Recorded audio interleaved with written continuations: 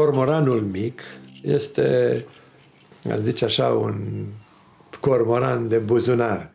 Multă lume își imaginează că e un pui de cormoran.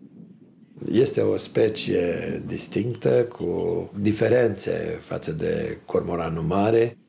Are ciocul foarte mic, comparativ cu cormoranul mare.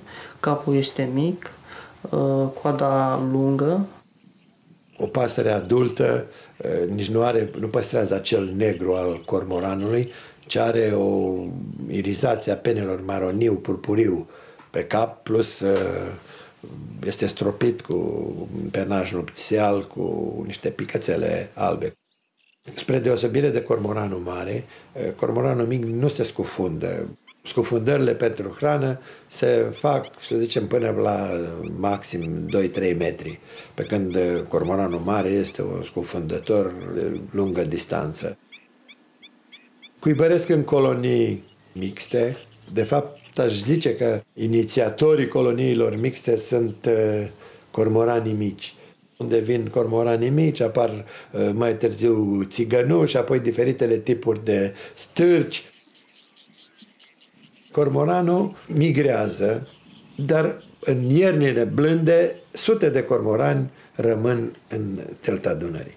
Când apele în canalelor nu îngheață, când anumite porțiuni din gheol nu îngheață, sute de cormorani rămân aici. Când spunem că acest cormoran mic trebuie protejat, marea majoritate a oamenilor explodează. Cum, domnule, peste tot? Este peste tot la noi, în delta, dar nu există în marea majoritate a țărilor europene cormoran.